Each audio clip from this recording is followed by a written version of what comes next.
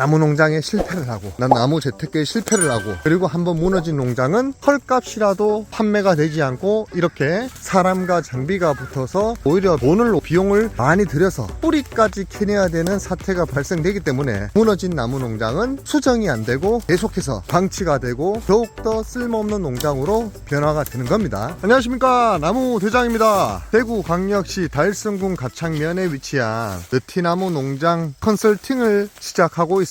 어떤 컨설팅이냐면 결론부터 설명드리자면 이 밭은 나무 재테크에 실패한 느티나무 농장입니다. 실패한 농장을 그나마 가능성 있는 농장으로 바꾸어주는 컨설팅 작업을 진행 중인데, 오늘 나무대장의 느티나무 소생 컨설팅 작업을 보시면서 왜 이 농장이 쓸모없는 농장인지 제가 낱낱이 한번 파악해 보도록 하겠습니다. 오늘 영상을 잘 참고하시면 어떤 방식으로 나무 재테크 농장이 망하고 실패할 수 있는지 핵심적인 사례가 될 수 있으니까 눈여겨보시면은 아마 나무농장 경영에 많은 도움이 되지 않을까 그렇게 생각을 합니다. 지금 현재 느티나무 농장 현황을 보시면은 한눈에 봐도 수영이 쓸 수 없는 나무들이 상당히 많이 배치가 되어 있습니다. 이 나무들의 간격을 지금 보면은 간격이 양사방 한 2m에서 3m 상간이 되는데, 느티나무가 약 2.5m 평균 사방 식재 간격이 되면은 직경 15cm가 크기 힘든 그런 좁은 식재 간격입니다. 하지만 이 농장은 지금 화면상으로 보이는 나무들이 모두 직경 20에서 직경 30까지 벌써 15는 훌쩍 넘어버린 그런 불상사가 이미 일어났기 때문에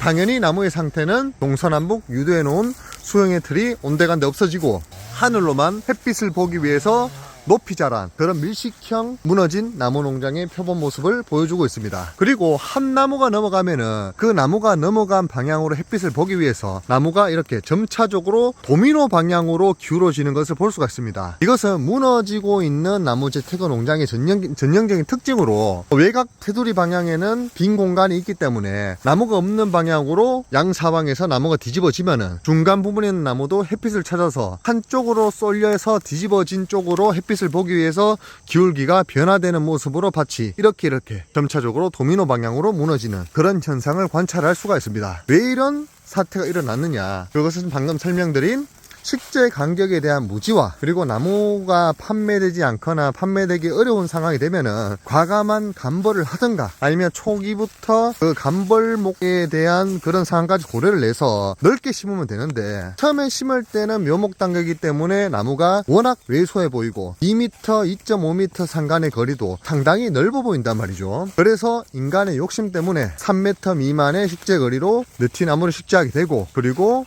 경기가 좋고 조경수의 흐름이 좋을 때는 판매가 원활하기 때문에 내가 밀식에 대한 이해가 없어도 밀식이 되기 전에 나무를 사가기 때문에 아무런 문제가 없는데, 이렇게 지금 같은 한 5년 6년간 상당한 불경기를 겪고 있죠. 이런 상황에서는 판매 기술의 부족, 그리고 나무 농사 지식의 부족, 그리고 불경기의 악순환, 그런 것들이 여러 박자가 악조건에 악조건을 더해서 나무를 판매하지 못하게 되었을 때는 이렇게 밀식으로 무너진 나무 농장의 모습을 처참히 목격할 수 있는 것입니다. 이 농장도 보시면은 지금 목대가 상당히 곧은 편입니다. 이 목대가 곧다는 것은 나무 농장 초기에 목대를 하기 위한 파이프 작업을 다 선행해서 했다는 것이고, 지금은 그 파이프가 철거가 되었다는 것이죠. 그리고 지금 테이프 쳐진 나무들만을 제가 선별해서 놓아둔 다음에 나머지는 대량 감벌을 실시하고 있는데, 이 테이프로 쳐진 느티나무들은 앞으로 3, 4년, 5년이 지났을 때 그나마 소생 가능성이 있는 나무로 제가 판단을 했기 때문에 제가 미약하게나마 소생술을 펼치고 있는 것이고, 지금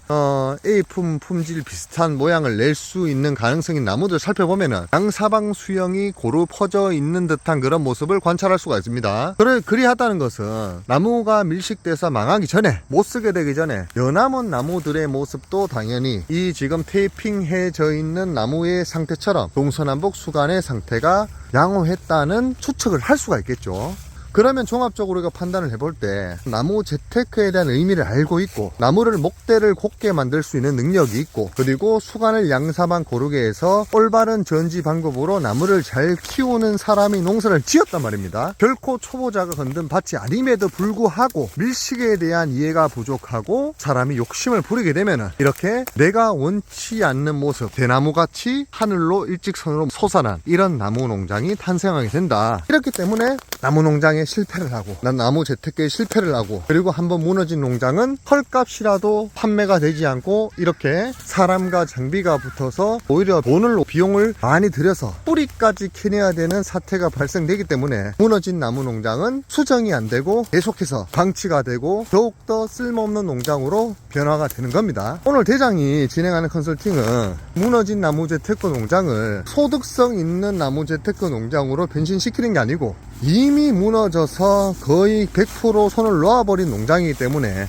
그나마 쓸 수 있는 나무들을 향후 한 5년 정도를 보고 선별목을 놓아둔 다음에 대량 간벌을 실시를 해서 나머지 못 쓰는 나무들을 베어서 정리를 해버리면 농장도 깔끔해지고, 그리고 100% 손을 놓아버린 나무들 외에 우리가 그나마 15%에서 20% 나무들을 장래성 있게 키워서 판매할 수 있는 가능성이 조금이라도 있는 밭으로 변신을 하겠죠. 그 방식을 적용하는 그나마 미약한 소생술, 그런 컨설팅으로 이해를 하시면 되겠습니다. 결과적으로 이 밭은 컨설팅을 진행을 해도 이미 배보다 배꼽이 더 커져버린, 지출 내역이 수익 내역보다 이미 초과를 해버린 그런 농장이기 때문에 결론을 다시 말씀드리면은 나무 농장에 실패한, 나무 농사에 실패한 그런 대표적인 사례가 될 수 있는 밭이다. 그렇게 이해를 하시면 되겠습니다. 나무 농장을 운영하시는 분들에게는 아마 좋은 표본, 모범 사례가 되지 않을까, 그렇게 생각을 합니다. 좋은 나무들은 내가 구경하러 가기도 힘들고, 그리고 구경하러 가봤자 좋은 나무들은 상당히 좋은 상태로 출하가 계속 진행되기 때문에 이렇게 무너질 수밖에 없다는 이해조차 하기 힘든 그런 농장입니다. 그렇다면 기가 확 죽어버리죠.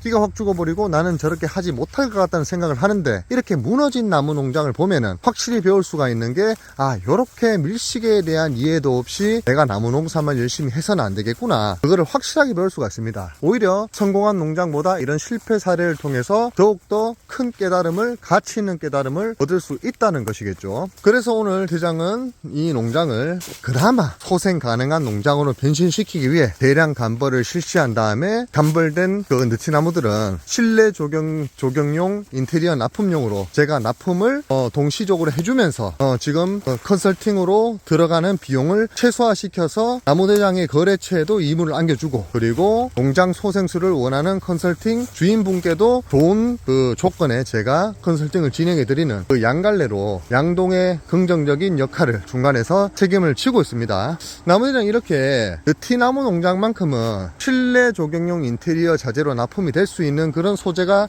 될 수 있기 때문에 느티나무 자체가, 대장도 나무 농사를 짓다 보면은 본의 아니게 느티나무를 대량 간벌해야 되는 경우가 상당히 많았습니다. 그렇게 간벌에 대한 그 필요성은 있지만은 비용이 많이 들어서 배보다 배꼽이 클 수 있는 그런 상황에서 이렇게 실내 인테리어 조경용으로 납품도 하고 간벌도 비용을 거의 들지 않거나 적게 들여서 간벌을 하게 된다면은 농장주와 그리고 나무를 재료로 구입하는 사람들, 그리고 컨설팅 의뢰하시는 분들 모두 다 삼박자 그 긍정적인 역할을 안을 수가 있겠죠. 그래서 대장이 이렇게 느티나무 농장만큼은 제가 안타까운 마음에 나서서 이렇게 심폐소생술을 통해 농장을 다시 재탄생시켜 드리는 그런 작업들을 꾸준히 실천을 하고 있습니다. 이렇게 대장의 농장뿐만 아니라 다른 농장들도 대장의 농장과 동일한 조건에 이렇게 납품 처리를 하고 간벌을 제가 해주고 컨설팅 해드려야 꾸준히 제가 느티나무 재료를 납품함으로써 대장의 농장이 무너질 때도 이와 비슷하거나 똑같은 방향으로 제가 농장을 저렴하게 소생시킬 수 있기 때문에 저는 이 방법을 즐겨하고 아주 강력 추천드리고 있습니다. 그렇다면 느티나무 농장 외에 이팝나무 농장이라든가 이 왕건나무 농장이라든가 아니면 대왕참나무 농장이라든가 그 다른 이렇게 재료로 쓸 수 없는 농장들이면 어떻게 하느냐, 그럴 때는 어떻게 해야 되겠습니까? 프로 그냥 내가 지출되는 사비 내역을 털어서 장비와 사람과 그리고 폐기물 처리 비용을 들여야 되니까 상당히 비용 지출이 커질 수밖에 없겠죠. 그렇기 때문에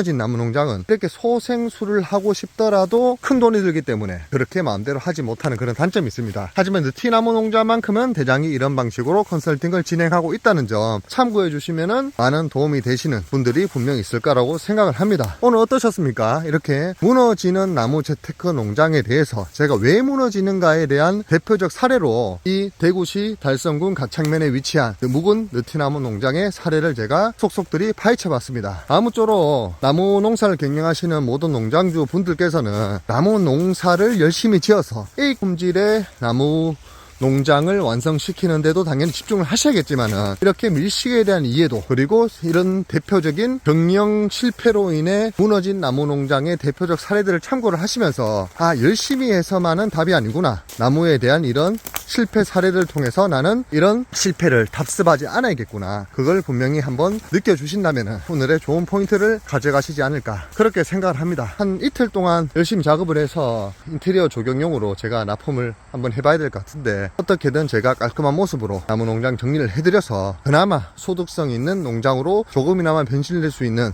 그런 느티나무 농장으로 재탄생시켜서 이렇게 농장주분에게 제가 약간이나마 기쁨을 돌려드리도록 하겠습니다. 이상 나무대장이었습니다. 구독과 좋아요, 알림 설정은 나무대장에게 큰 힘이 됩니다. 나무 농사의 모든 것 나무대장.